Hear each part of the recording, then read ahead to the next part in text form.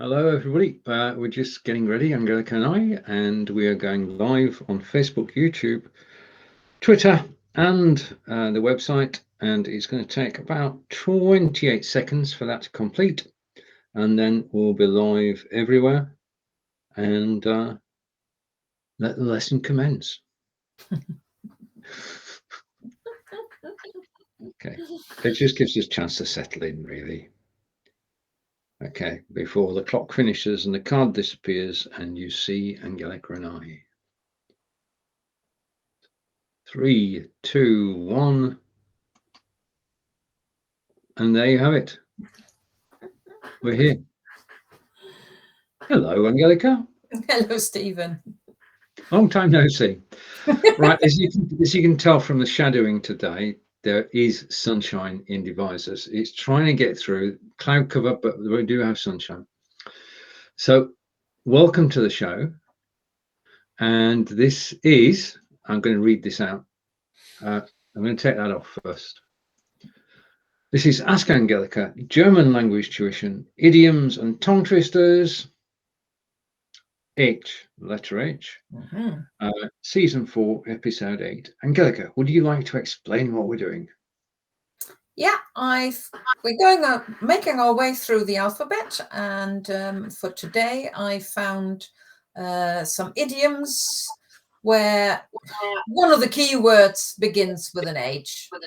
It's not always that easy because obviously it's more than just one word. So, but you recognize there's an H in there somewhere, and you will be pleased to know that there is only one tongue twister again.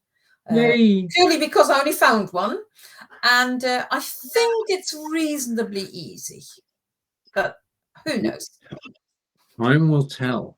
Okay, as we say hello to Chris. Chris, thank you for joining us.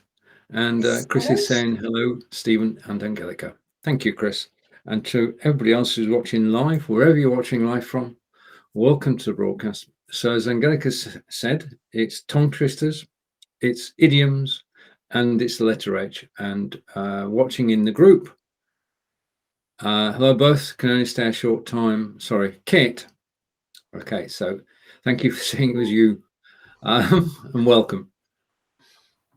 Right, so we've got the phrases, of which there are 7, I think, and we'll show the phrase on screen. I'll read it in German, Angelika will correct my pronunciation, then we'll do a literal translation, and then we'll do the English equivalent of the German idiom. That's the plan. Anything can happen from now on. And Kate Plum, thank you, Chris. Thank you. It's good to know. And welcome, Kate. And welcome from Angelika too. Sorry, I didn't want to interrupt you. You sounded like you were in the swing of it. But yes, of course, a welcome too. All right. Jemandem Honig ums Maul schmieren. Jemandem Honig ums Maul schmieren. So I was close then. Mm-hmm. Okay. Yes. Where do we start? Chris, Chris, do you got any idea at all? Can you help with the literal translation? Well, let's look at the two nouns. Honig. Honey? Yeah. Maul, we have had last time or the one before, I can't remember, when we had einem geschenkten Gaul schaut man nicht ins Maul. And it's just another word. It's often more used derogatory than usual, but it is another word for mouth. Ah, so honey and mouth. Yeah. Schmieren is somebody or someone. Yeah. So someone, honey and mouth, schmieren, just sound like smear. Yeah. So someone spears honey on their mouth. No, jemandem means to somebody, literally translated. Okay. But that's a bit tricky, really. Okay, over to Chris, and Chris is saying "kept plum," which we know now, and also yes, take somebody honey on his mouth. Okay, so that's pretty darn close, Chris. So do you want to put the literal translation up first? I did. I have. It's there. Yeah, to smear honey around someone's mouth. Okay. And in English, we say something slightly different. And there is no way of getting from A to B without actually showing it on screen, because it does literal translation. Our equivalent is to butter someone up. Now, Okay. I've got no idea where to butter someone up comes from, but the jemandem Honig ums Maul schmieren, I think there were two. When I looked it up, I think there were two explanations. One didn't make too much sense to me, and I've forgotten it now. The other one made a lot of sense to me. If you think back to the old days when you had the traveling circuses and you had people with bears and they had to perform. Right. Yeah. And obviously you needed to keep the bear calm because you normally had all the people around it. So they used to reward the bear with honey, which they smeared around its mouth. So that as a reward and to keep the bear calm. To me, that makes a really good explanation of where it came from. Yeah, I mean, we all know that bears like honey. It's given. Yeah. Right. Okay. On to phrase number 2 then. And phrase number 2, German idiom, is Hummeln im Hintern haben.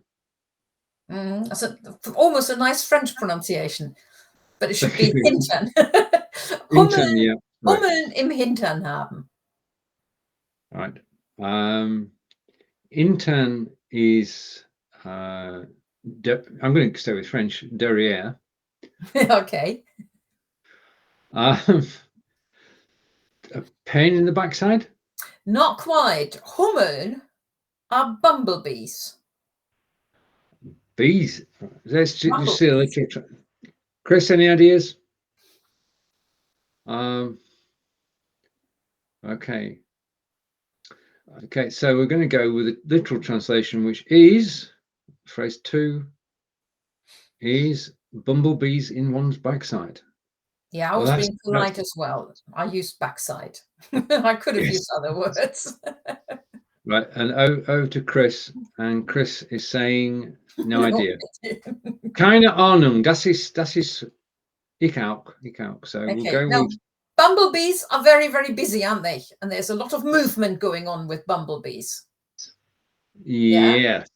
Okay. And we have in English almost the same. There we are. There is your answer. Well done. In English is ants in your pants, which is just as much movement as bumblebees. Yeah, I'll tell you what, that's the exact translation to have ants in one's pants. Well played. Okay, we have a winner. There are no prizes. It's just the knowledge that you actually got it right. Now you can give yourself a tap on the back afterwards saying, well done. Indeed. Phrase 3, das Handtuch werfen. Das Handtuch werfen. Right. And I'm going to sort of pause for a second to give people a chance to translate it. Chris and Kate, if you have a translation, please post it. We'll show it on screen. Hand is a hand. Tush is a case. Tuch is a case. Tuch is a cloth. Right. So, handcloth. Well, it's a towel. Okay.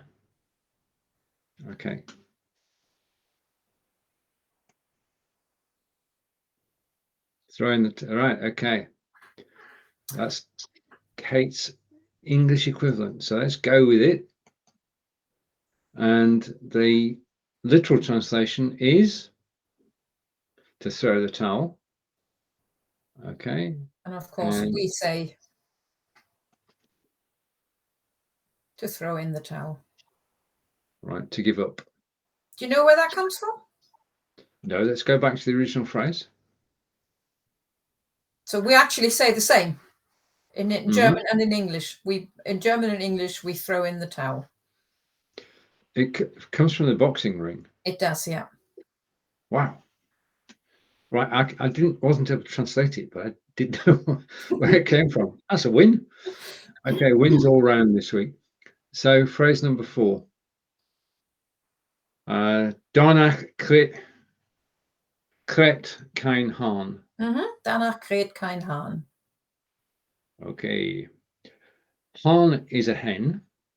Not a hen. Chicken. No. The male version. Okay, go. Well, it depends on whether you're American or English. A rooster or a cockerel. Right. Okay. I'm glad you said that. Right. So rooster. I'm going to say kräht is to crow. Yeah. And Danach is afterwards. Well, it's a bit tricky to translate literally, so it's about that. So the literal translation would be no rooster or no cockerel is crowing about that. Just a minute, I've got it. In Dutch, we use pepper in place of else. Going back to this one. Sounds yes. a little, yeah. I can live with that one, Chris. In Dutch, we use pepper in place of ants. After that, crows, now cockerel. And okay, our equivalent is nobody cares 2 hoots about it. So, and the German origin, the cockerel who crows, well, we all know the cockerel crows first thing in the morning to wake up the chickens, but they actually also crow during the day to warn about something that's happening. Yeah. And if a story is so old-fashioned, so who cares? Yeah, even the cockerel isn't crowing about it anymore. And that's where that comes from in German. Where the 2 hoots come from in English, I don't know. Perhaps we'll find out. Over. And after that, crows, now cockerel was pretty good. Pretty good. And Chris is saying nobody will say anything about that. Yeah, it's an old story. It's irrelevant. Nobody cares about it anymore. It's old news. Yeah. Okay, phrase number 5. Hinz and Kunz. Yeah. Which now I've got to say I was intrigued by this one, so I actually looked at the translation. Because I thought, well, what's this about? What could this possibly be about? I mean, it's got a capital, so it's obviously a person. It's a noun. We know it's a noun or a name. So I can't actually translate this because this is why I can't ask you. It's the same. They're just names. They're actually short names. They are short names for Heinrich, or they used to be. Let's say this way. They used to be short versions for Heinrich and Konrad, which in the 11th and 12th century were the most popular names.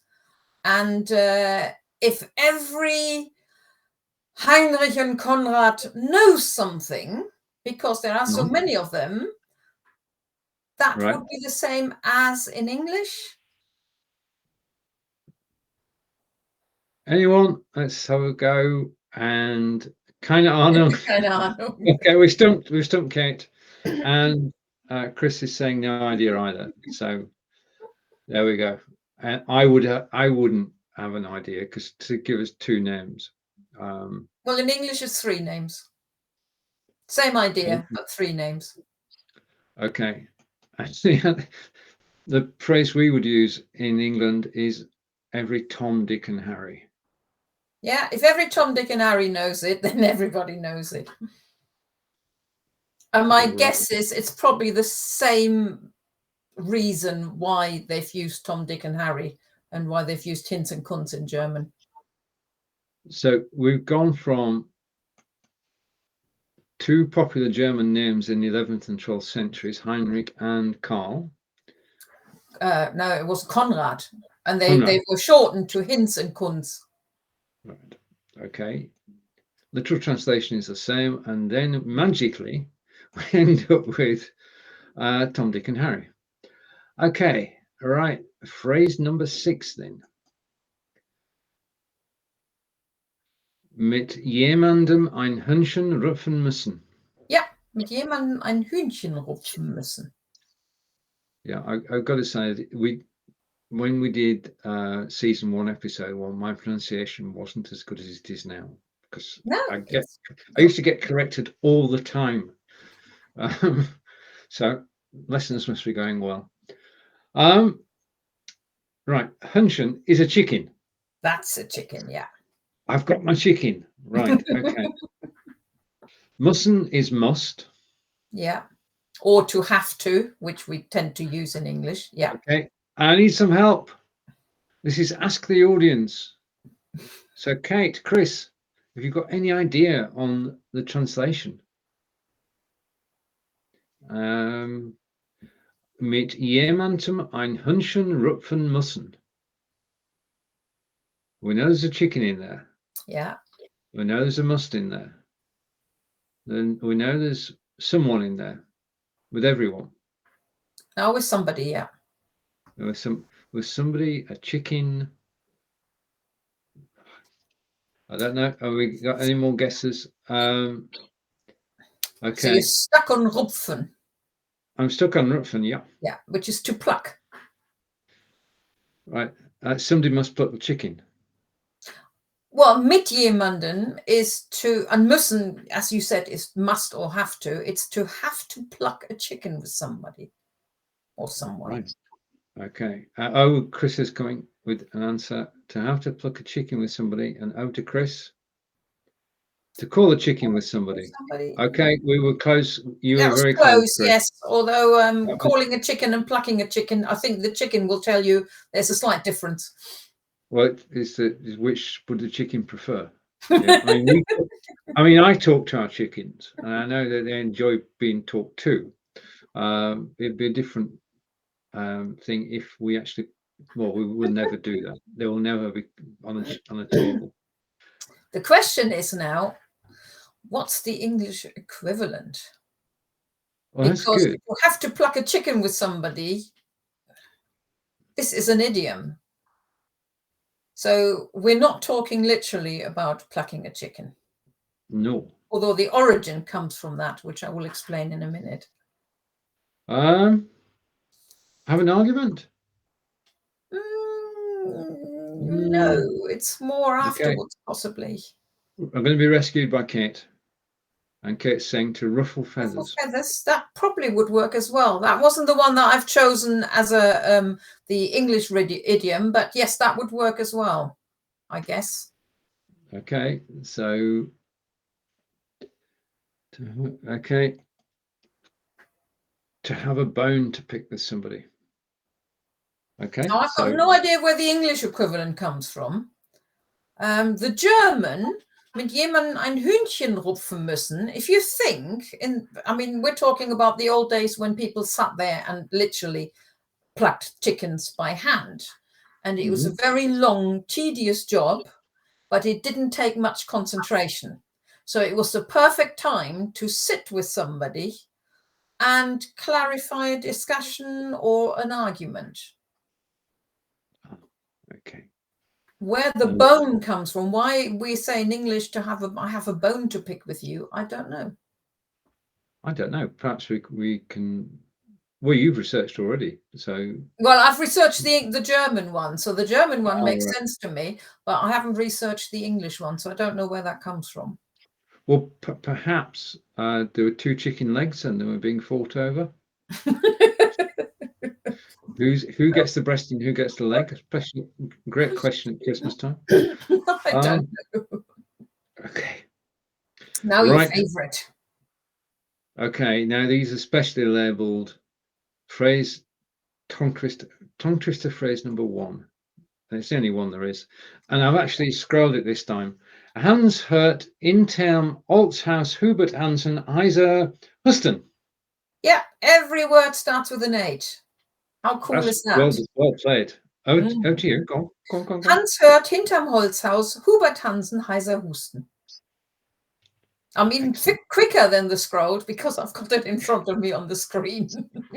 I can't adjust the speed of the scroll. That's the thing. So take that off. That would actually, that would be a nice slow version then, wouldn't it? So everybody could do it. Hans hört hinterm Holzhaus Hubert Hansen heiser husten.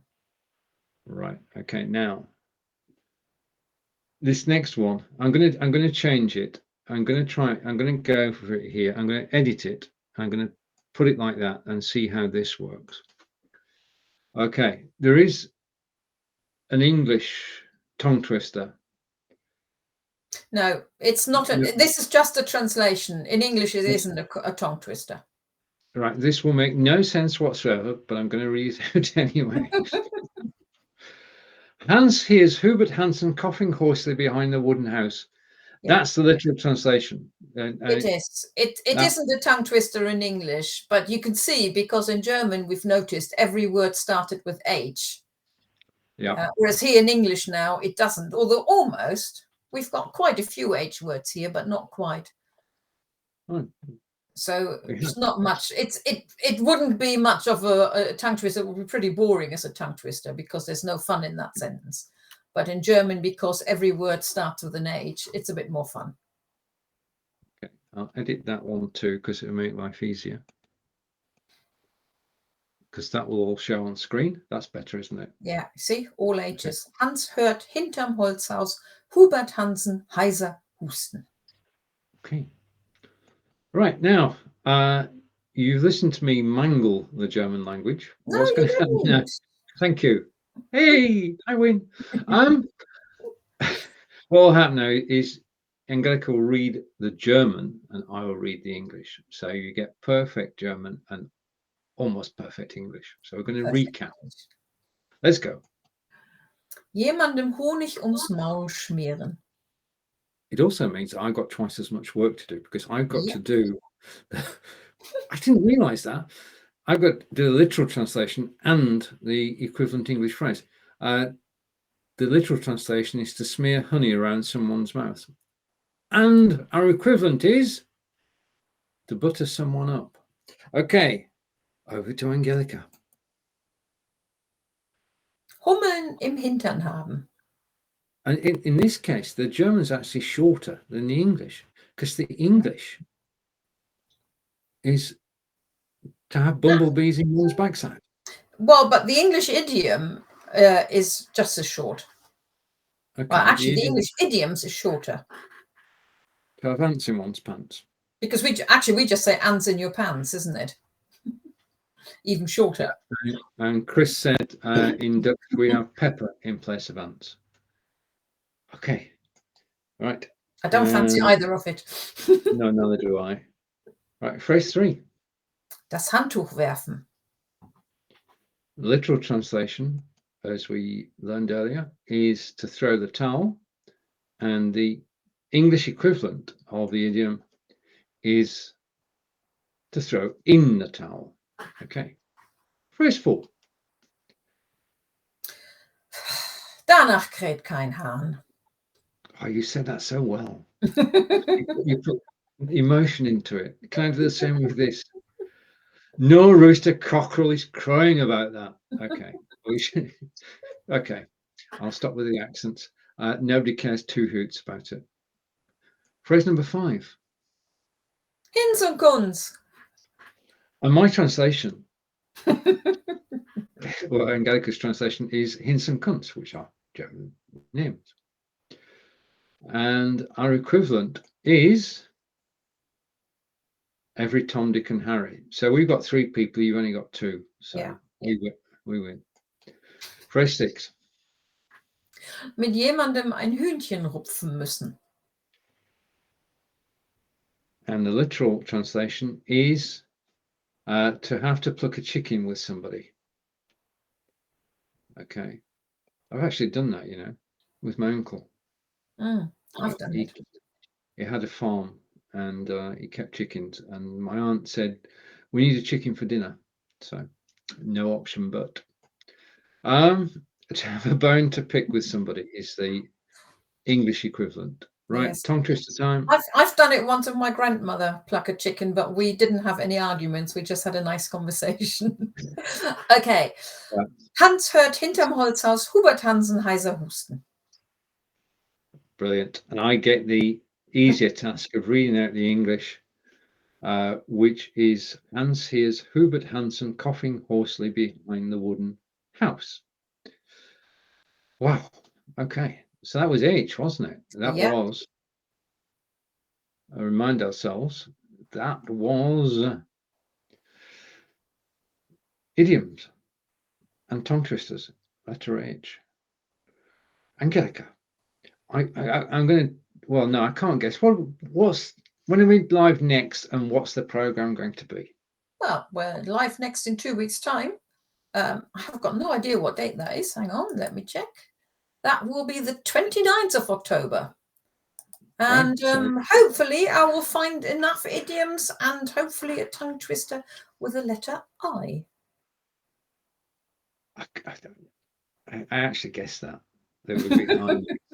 We're going through the alphabet. Yeah. Okay. Can I mention the new course that's coming out, or should I not? There you are. I've done it. There is a new. Yeah, you can do it in 2 weeks' time because it may be live by then. Right. Just watch out for a new German language course from Angelika. Yeah, and it will be a different one. It won't be a grammar course. Right. Okay. So having teased you with that, you've only got to wait 2 weeks and you'll know exactly what it is. And if will there be coupons? Most likely, it's the Udemy's changed, so I need to look into it again. But Right. yeah, there will be something. Yeah, as you've watched this show today, we can say without fear of contradiction that there may be coupons. That's good. See, right? Okay. So we have a tradition, Angelika. It's over to you. Well, thank you for watching, and hope to hear from you or read text from you and see you again in 2 weeks' time when we're looking at idioms and hopefully a tongue twister with the letter I. Until then, it's tschüss von mir. Oh, I can't see the camera. There we are. The camera's here. Und tschüss von mir. Bis später. Okay, we got there. And that's a wrap. And just take a comment that's come in. And before we go, and Katie's saying, Danke, das war ausgezeichnet. Oh, Dankeschön. Bitte sehr. And Chris is saying, thank you so much as well. Thank you, Chris. Thank you for watching. We'll be back.